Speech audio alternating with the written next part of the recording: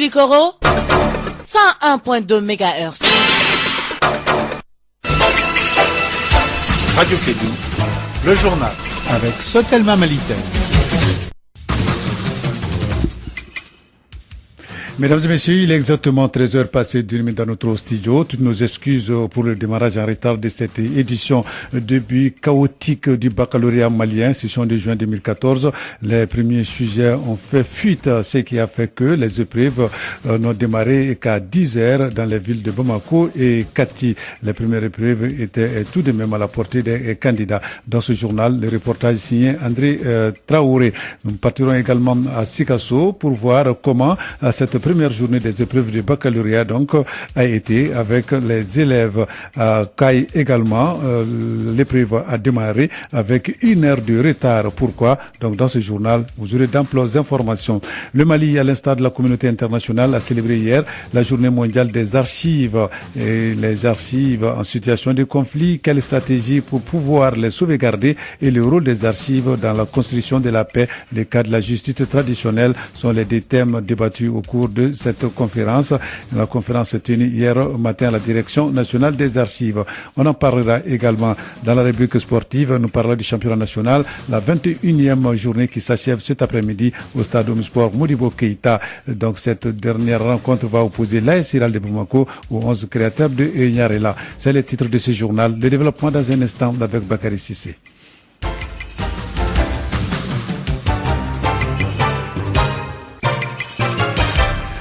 Et bienvenue donc à cette édition après le DF, diplôme d'études fondamentales, début chaotique pour le baccalauréat malien, session de juin 2014. Les premiers sujets ont fait fuite. C'est ce qui a fait que les autorités donc ont décidé de changer tout simplement les sujets. C'est la plus de retard à Kati. Les épreuves ont finalement commencé à 10h. À Bamako également, les épreuves ont commencé entre 10h et 11h. Nous avons notre reporter André Traoré qui a sillonné dans Kati et Bamako. Voici son compte rendu. Après le diplôme d'études fondamentales DF, le ministère de l'Éducation nationale vient de signer un autre échec au démarrage des épreuves du baccalauréat malien session de juin 2014. Les candidats n'ont vu les premiers sujets qu'à partir de 10h dans les villes de Bamako et Kati. À Kati, où nous avons passé à 8h, ni le directeur de l'académie d'enseignement, ni le président du centre d'examen du lycée Mambé Sidibé n'ont pu nous donner des explications sur ces retards. Vous avez été témoin de cette atmosphère, je ne peux pas en dire plus. Je vous prends un témoin. Voilà, ce que vous avez vu, on l'a vécu ensemble. Après les premières épreuves, quelques étudiants se sont exprimés. Bon, les épreuves, ça s'est bien passé. Bon, on a fait la littérature et puis on nous a donné un texte à compréhender quoi. Ce matin, quand même, ils nous ont donné les sujets et puis après, ils ont retiré les sujets vu qu'ils ont détecté vers les 3h du matin que les sujets ont fait les fuites. Donc nous, on n'avait pas le choix et puis ils nous ont donné un sujet, genre du texte à accomplir. Nous, on n'a pas le choix. On était obligé de les traiter comme on veut. Bon, ça a été super quand même. On s'est débrouillé à faire et le sujet aussi, c'était super. Cette jeune candidate pointe du doigt la responsabilité des autorités maliennes en charge de l'éducation nationale. Quant à moi, ça n'est pas ça qu'à eux-mêmes. C'est eux qui choisissent les sujets. C'est eux-mêmes qui font passer les sujets dans le mail de n'importe qui et qu'on nous a dit après que le sujet a fait les fuites. Donc nous, on n'a pas le choix. C'est eux qui nous guident. Donc on est obligé de les suivre à faire. Quand même, ce que nous, on tenait à leur dire, nous, on veut selon notre diplôme du baccalauréat. Ça fait des années qu'on n'arrive pas à avoir nos bacs. Donc c'est pas facile du tout de gérer. Quand même, nous, on tient les coups et Inch'Allah, cette année, on aura notre diplôme. Ces épreuves du baccalauréat malien session de juin 2014 dureront 3 jours.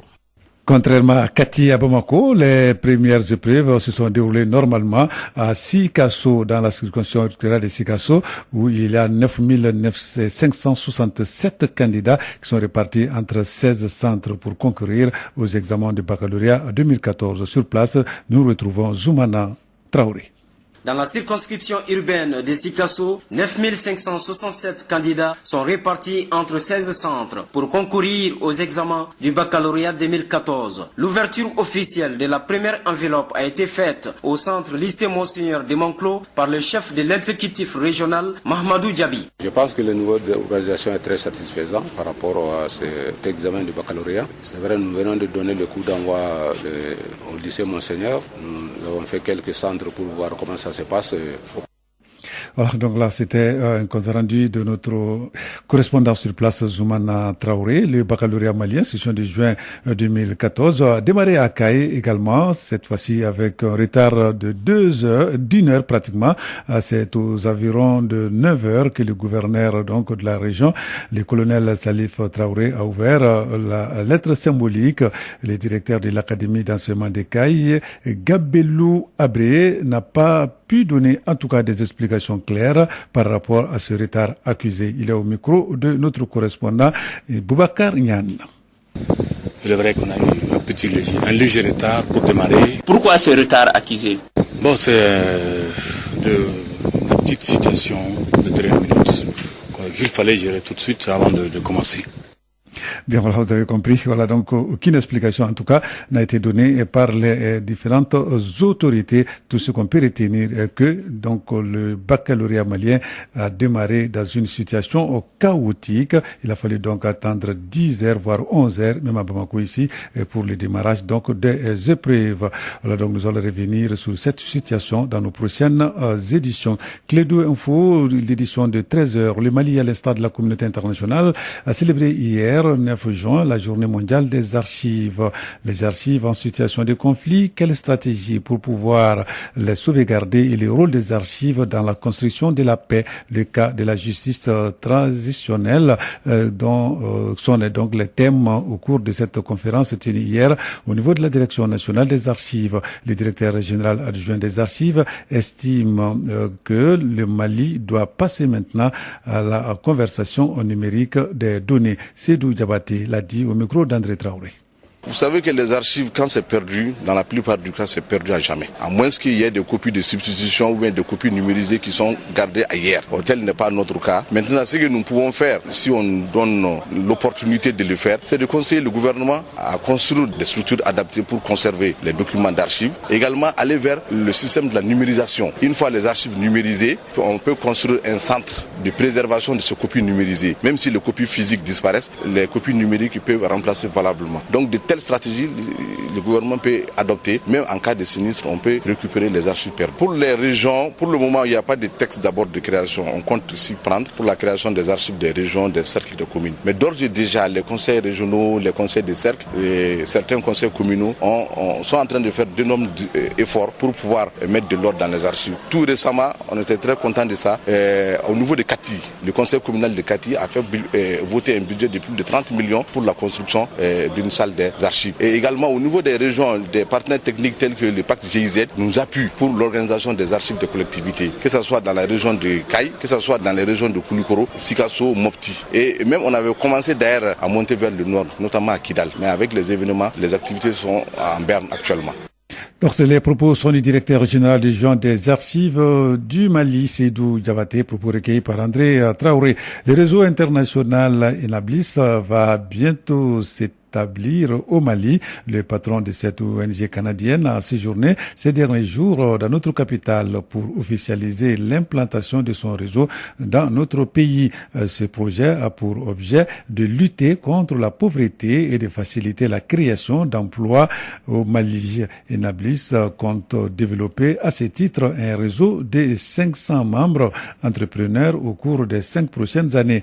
Je vous propose d'écouter Charles Sourois, le président fondateur des réseaux Enablis International, propos recueillis par Mahamadou Khan. On est très heureux parce qu'on n'avait pas de présence en Afrique francophone, on a beaucoup de présence en Afrique anglophone. En fait, le Mali, on l'a choisi parce que on a eu un individu au Mali, un homme d'affaires au Mali, qui a vraiment insisté à ce qu'on vienne ici. On a fait l'étude et on a été agréablement surpris du niveau d'entrepreneuriat qu'il y a dans le pays et on a décidé de venir s'installer ici. Vous êtes au Mali, vous allez investir dans quel domaine spécifiquement? On va suivre passablement la structure économique du pays, donc environ 40% en agriculture, environ 30% dans les services et puis 15% dans la transformation. Alors, Enablis, ce que l'on fait, on fait 3 choses. On identifie des gens qui sont des entrepreneurs. On aide ces gens-là à se développer par toutes sortes de méthodes, des méthodes de formation, des méthodes d'échange entre entrepreneurs, des méthodes de mentorat, des méthodes de coaching que l'on appelle. Et troisièmement, lorsque le tout est très mis en place et que l'entrepreneur l'entrepreneur grandit, on lui aide à faciliter son financement pour qu'il soit capable de grandir encore. Dans quelques temps, on va lancer une grande compétition de plans d'affaires à travers tout le pays. Et ce qu'on attend essentiellement, c'est que le peuple malien s'intéresse à cette compétition-là et que ceux qui ont la fibre entrepreneuriale, qui ont le cœur entrepreneurial, participent pleinement à cette compétition qui va permettre essentiellement d'identifier encore plus d'entrepreneurs qui vont faire partie du réseau Enable.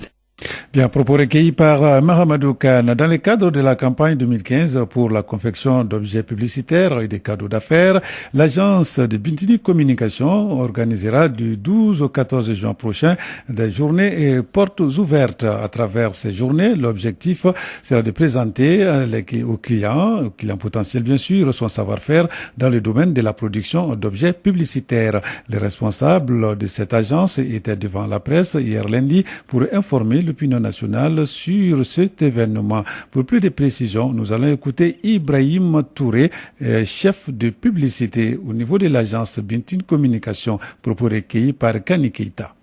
En fait, nous organisons ces journées portes ouvertes pour montrer à nos clients et futurs clients potentiels les objets publicitaires de 2015. Ça, nous sommes à notre début de campagne promotionnelle. Ces objets publicitaires, il s'agit des objets de bureau, notamment des stylos, des agendas de bureau, de poche, des calendriers spiralés comme chevalet. Pour se faire confectionner ces objets publicitaires, nous avons un catalogue offert à l'entreprise. Donc nous leur faisons montrer ces catalogues-là. Ils feront le choix de leurs objets publicitaires pour leur campagne promotionnelle de 2015. Nous faisons la confection ici au Mali. Nous avons un atelier de marquage pour ces différents produits. Mais la plupart aussi, nous avons des fournisseurs en France, en Asie, aux États-Unis, comme en Afrique aussi. La journée porte ouverte commence du 12 et se termine le 14. C'est-à-dire ça commence le jeudi, vendredi et samedi. Ibrahim Touré, chef de publicité au niveau de l'agence Bintini Communication, propos recueillis par Kani Keita. À Clédou Info, il est exactement 13h passé de 14 minutes dans notre studio. La mission multidimensionnelle intégrée des Nations Unies pour la stabilisation au Mali, MUNISMA, a lancé en 2013,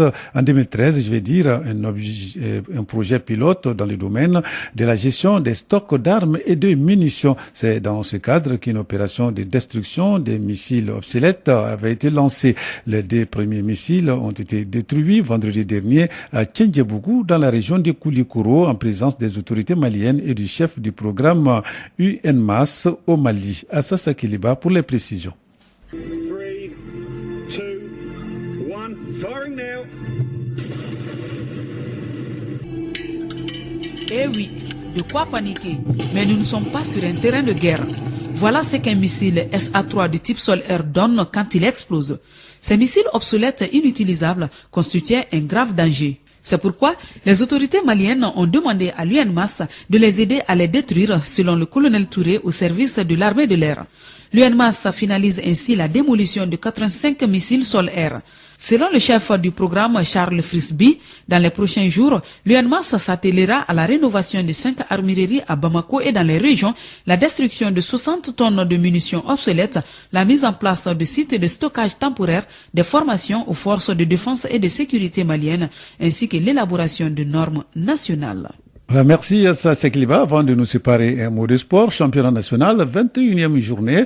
Cet après-midi, au stade de Modibo Keita, l'AS Real de Bamako va jouer contre les 11 créateurs de Nyarela, au compte donc de la dernière, du dernier match de cette 21e journée. Hier, toujours au stade de sport Modibo Keita, le stade malien de Bamako a confirmé sa suprématie sur la compétition en battant l'USFAS par le minimum de 1-0. En seconde période, le COB a dominé la somme sur le score de 4-1. Voilà donc à l'issue de cette 21e journée, le stade malien caracole seul en tête du championnat national avec désormais 44 points. Donc là, devance le COB qui reste donc à 41 points. Voilà, c'est pour dire tout simplement que les choses sérieuses commencent pour l'acquisition du titre de champion national saison 2013-2014. Voilà, ne tournez pas les boutons, restez avec nous.